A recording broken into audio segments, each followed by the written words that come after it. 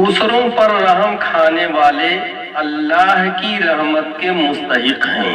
حضرت عبداللہ ابن عمر رضی اللہ عنہما سے روایت ہے کہ رسول خدا صلی اللہ علیہ وسلم نے فرمایا کہ رحم کرنے والوں اور ترس کھانے والوں پر بڑی رحمت والا خدا رحم کرے گا۔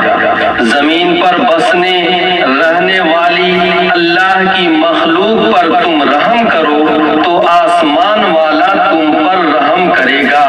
یہ روایت ابو داؤد شریف اور ترمذی شریف کی ہے۔ اور ایک شاعر نے بڑے اچھے انداز میں اس کی ترجمانی اس طرح کی ہے کہ کرو مہربانی تم اہل زمیں پر، کرو مہربانی تم اہل زمیں پر، خدا مہرباں ہوگا عرش بری پر۔ اس حدیث کا مطلب یہ ہے کہ خدا کی خاص رحمت کے مستحق بس وہی نیک دل بندے ہیں جن کے دلوں میں اللہ کی دوسری مخلوق کے لیے رحم ہے۔ اس حدیث میں زمین میں رہنے بسنے والی اللہ کی ساری مخلوق پر رحم کرنے کی ہدایت فرمائی گئی ہے، جس میں انسانوں کے تمام طبقوں کے علاوہ جانور بھی شامل ہیں۔ اس سلسلے کی ایک حدیث آپ کے سامنے پیش کی جا رہی ہے کہ ایک شخص پیاسے کتے کو پانی پلانے پر بخش دیا گیا۔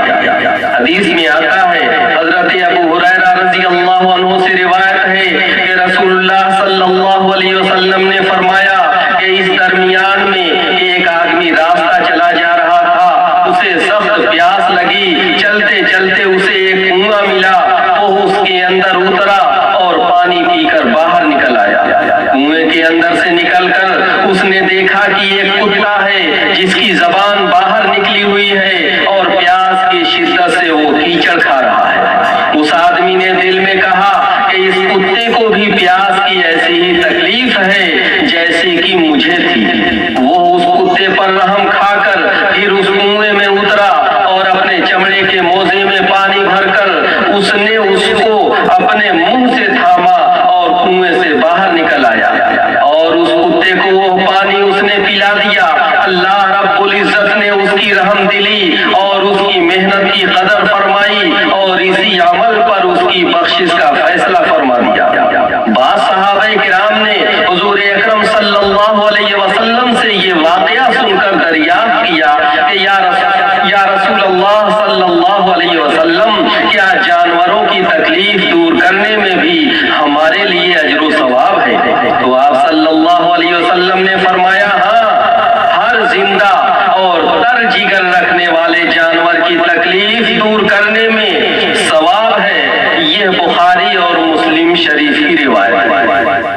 بعض اوقات ایک معمولی عمل دل کی خاص کیفیت یا خاص حالات کی وجہ سے اللہ رب العزت کے ہاں بڑی قبولیت حاصل کر لیتا ہے اور اس کا کرنے والا اسی پر بخش دیا جاتا ہے۔ اس حدیث میں جس واقعے کا ذکر کیا گیا ہے اس کی نوعیت بھی یہی ہے۔ آپ ذرا سوچئے کہ ایک شخص گرمی کے موسم میں اپنے منزل کی طرف چلا جا رہا ہے، اس کو پیاس لگی ہے، کسی حالت میں اس کو ایک کنواں نظر پڑ گیا، لیکن پانی نکالنے کا کوئی سامان، رسی ڈول وغیرہ نہیں ہے، اس لیے مجبوراً یہ شخص پانی پینے کے لیے خود ہی کنویں میں اتر گیا، وہیں پانی پیا اور نکل آیا۔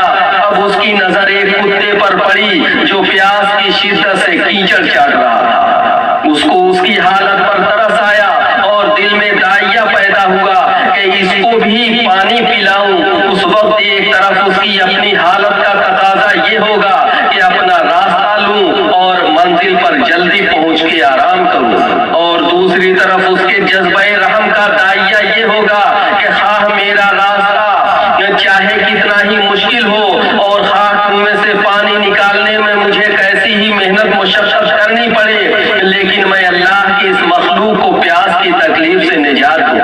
اس کشمکش کے بعد جب اس نے اپنی طبیعت کے آرام کے تقاضے کے خلاف جذبہ رحم کے تقاضے کے مطابق فیصلہ کیا اور کنویں میں اتر کر موزے میں پانی بھر کر اور منہ میں موزہ تھام کر محنت و مشقت سے پانی نکال لایا اور اس پیاسے کتے کو پلایا، تو اس بندے کی اس خاص حالت اور ادا پر اللہ رب العزت کی رحمت کو جوش آ گیا اور اسی پر اس کی بخشش اور مغفرت کا فیصلہ فرما دیا گیا۔ الغرض مغفرت اور بخشش کے اس فیصلے کا تعلق صرف کتے کو پانی پلانے کے عمل ہی سے نہ سمجھنا چاہیے، بلکہ جس خاص حالت میں اور جس جذبے کے ساتھ اس نے یہ عمل کیا تھا وہ اللہ رب العزت کو بے حد پسند آیا اور اسی پر اس بندے کی مغفرت اور بخشش کا فیصلہ فرما دیا۔ اللہ رب العزت ہم لوگوں کے اندر بھی صحیح سمجھ کی توفیق عطا فرمائے۔ اس کے برعکس ایک واقعہ یوں بیان کیا جاتا ہے کہ ایک سنگ دل عورت دوزخ میں دیکھی گئی اس لیے کہ وہ بلی کو باندھ کے بھوکا مار ڈالا۔ یہ روایت حضرت عبداللہ ابن عمر رضی اللہ عنہما سے ہے کہ رسول اللہ صلی اللہ علیہ وسلم نے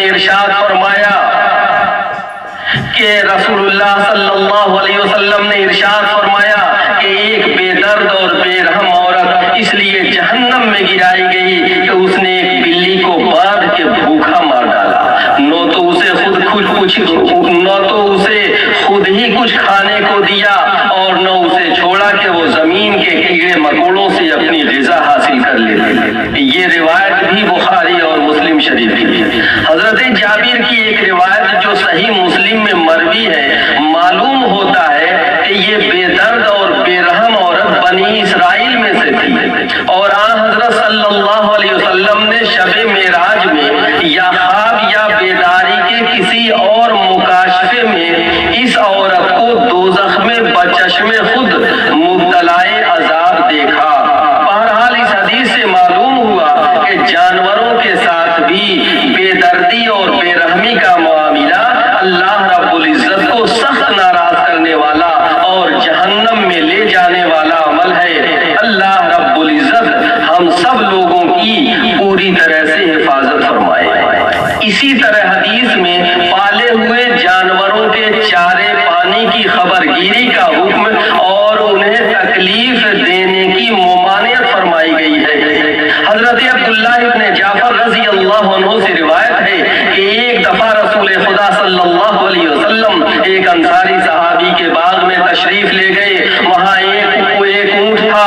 جب اس اونٹ نے آپ صلی اللہ علیہ وسلم کو دیکھا تو ایسا ٹکرایا اور ایسی درد بھری آواز اس نے نکالی جیسے بچے کے جدا ہونے پر اونٹنی کی آواز نکلتی ہے، اور اس کی آنکھوں سے آنسو بھی جاری ہو گئے۔ رسول خدا صلی اللہ علیہ وسلم اس کے قریب تشریف لے گئے اور آپ نے اس کے بدن پر اپنا دست شفقت پھیرا جیسے کہ گھوڑے یا اونٹ پر پیار کرتے وقت ہاتھ پھیرا جاتا ہے۔ وہ اونٹ خاموش ہو گیا۔ پھر آپ نے دریافت فرمایا کہ یہ اونٹ کس کا ہے، اس کا مالک کون ہے؟ ایک انصاری نوجوان آئے اور انہوں نے عرض کیا کہ حضرت یہ اونٹ میرا ہے۔ آپ صلی اللہ علیہ وسلم نے فرمایا کہ اس بیچارے بے بس جانور کے بارے میں تم اس اللہ سے ڈرتے نہیں جس نے تم کو اس کا مالک بنایا ہے؟ اس نے مجھے شکایت کی ہے کہ تم اس کو بھوکا رکھتے ہو اور زیادہ کام لے کر تم اس کو بہت دکھ پہنچاتے ہو۔ یہ ابو داؤد شریف کی روایت ہے۔ جس طرح حضرت سلیمان علیہ السلام اللہ تعالیٰ کے حکم سے معجزانہ طور پر پرندوں کی بولی سمجھ لیتے تھے، جس کا ذکر قرآن مجید میں فرمایا گیا ہے، اسی طرح رسول اللہ صلی اللہ علیہ وسلم بھی جانوروں کی بات چیت کو معجزانہ طور پر سمجھ لیتے تھے۔ اس حدیث میں اونٹ کی شکایت کو سمجھنے کا اور اس کے بعد والی ایک حدیث جس میں چڑیے کی شکایت کو سمجھنے کا ذکر ہے، بظاہر وہ اسی قبیل سے ہے اور گویا حضور صلی اللہ علیہ وسلم کا ایک معجزہ ہے۔ حدیث کی خاص تعلیم یہ ہے کہ جس کے پاس کوئی جانور ہو اس کی ذمہ داری ہے کہ وہ اس کے کھلانے پلانے سے غافل نہ ہو، بے پرواہ نہ ہو اور اس پر کام کا بوجھ بھی اس کی قوت سے اور طاقت سے زیادہ نہ ڈالے۔ دنیا نے انسداد بے رحمی کی ذمہ داری کو اب کچھ سمجھا ہے، لیکن رسول خدا صلی اللہ علیہ وسلم نے اب سے قریباً 1400 برس پہلے دنیا کو یہ بتلا دیا تھا کہ ان کے رحم دلی کیا چیز ہے اور اچھے اخلاق سے انسانیت کو کیا فائدہ پہنچتا ہے۔ اللہ رب العزت ہمیں بھی اور آپ سب کو بھی عمل کی پوری